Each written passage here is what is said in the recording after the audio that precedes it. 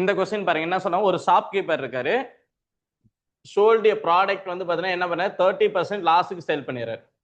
30% என்ன பண்ணாரு, லாஸுக்கு சேல் பண்றாரு. ஆனா ஹேட் ஹி செல்லிங் பிரைஸ் வந்து பாத்தீங்கன்னா எவ்வளவு சொல்றாங்கன்னா 150 rupees அதிகமா சேல் பண்றாங்க. 150 rupees அதிகமா சேல் பண்ணும்போது இவருக்கு எவ்வளவு கிடைக்குதாமா, 10% ப்ராஃபிட்டா கிடைக்குதுன்னு சொல்றாங்க. ஓகேவா? ஆனா நமக்கு என்ன கேட்கறாங்க, காஸ்ட் பிரைஸ் என்னன்னு கேட்கறாங்க. இப்ப நார்மலா நீங்க என்ன பண்ணுவீங்க, காஸ்ட் பிரைஸ் தான் நம்ம கண்டுபிடிக்க சொல்றாங்க. காஸ்ட் பிரைஸ் தெரியாது, இது எக்ஸ்ன்னு வச்சுக்கிறோம். காஸ்ட் பிரைஸ் எக்ஸ் தான். ஆனா நமக்கு இனிஷியலா அந்த சாஃப்ட்வேர் சோல்ட் பண்ணும்போது அந்த ப்ராடக்ட்ல எவ்வளவு என்ன ஆகுதாமா, லாஸ் ஆகுது. அதாவது செல்லிங் பிரைஸ்னு பாத்தீங்கன்னா நமக்கு என்ன ஆகுதுன்னு பாத்தீங்கன்னா எப்படி சொல்லலாம், செல்லிங் பிரைஸ் வந்து பாத்தீங்கன்னா நார்மலா என்ன ஆகுது, அதாவது ஃபர்ஸ்ட் எக்ஸ்ன்னு இருக்கு, இதுல இருந்து நமக்கு என்ன சொல்றோம், 30% லாஸா, 30% ஆஃப் நம்ம என்ன சொல்லலாம், 30% ஆஃப் எக்ஸ்ன்னு சொல்லிடலாமா. இப்போ இது எப்படி எழுதுவீங்க, எக்ஸ் மைனஸ் 30/100 எக்ஸ்ன்னு எழுதிப்பீங்களா. இதுல இருந்து கேன்சல் பண்ணும்போது 0.3 வந்திருக்குமா. அப்ப நம்ம எப்படி எழுதிக்கலாம், எக்ஸ் மைனஸ் 0.3 எக்ஸ். ஆக்சுவலா நான் இந்த ஃபர்ஸ்ட் ஸ்டெப்லயே போட்டுருவேன் எப்பயுமே.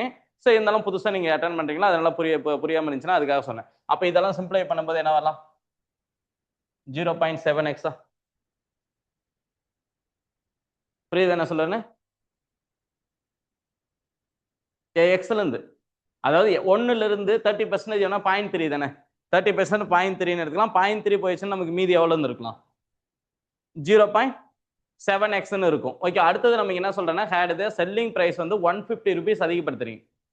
150 rupees அதிகப்படுத்தினா உனக்கு ப்ராஃபிட் என்ன கிடைக்குதாமா, 10% ப்ராஃபிட்னு சொல்ல வராங்க. கரெக்டா? இப்போ நீங்க நார்மலா எப்படி எடுத்துக்கலாம், அதாவது ஒரு 150 காஸ்ட் பிரைஸ் எக்ஸ்ன்னு இருக்கா, இதுல இருந்து எவ்வளவு அதிகப்படுத்துறீங்க, 150 rupees அதிகப்படுத்துறீங்கன்னா இதுல இருந்து நம்ம என்ன சொல்லலாம், அதாவது had his selling price has been 150 more.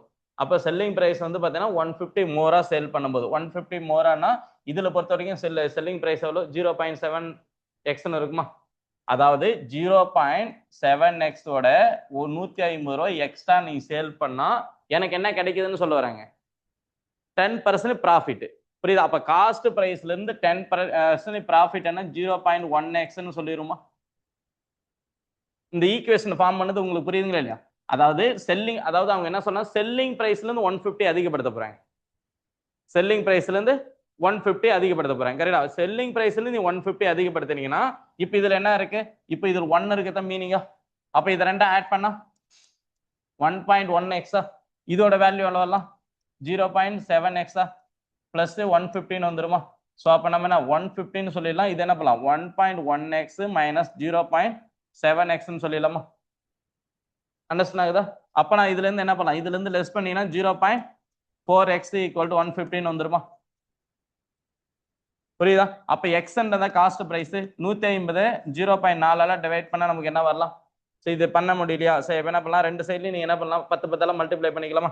இதுல 10 மல்டிப்ளை பண்ணலாம், இங்கேயும் 10 மல்டிப்ளை பண்ணலாம். மல்டிப்ளை பண்ணீங்கன்னா உனக்கு ஆன்சர் என்ன வரும், 1500. 4 1500 ரெண்டா பிரிச்சா 1500 ரெண்டா, அதாவது 750 ரெண்டா பிரிச்சா 375. அப்போ நமக்கு 4 டிவைட் பண்ணா 375 வரும்னு புரிஞ்சுக்க முடியுதா. சோ அப்ப இதோட ஆன்சர் ஈக்குவல் டு 375 ரூபாய். எது, காஸ்ட் பிரைஸ். அப்ப ஆன்சர் இருக்கா பாருங்க.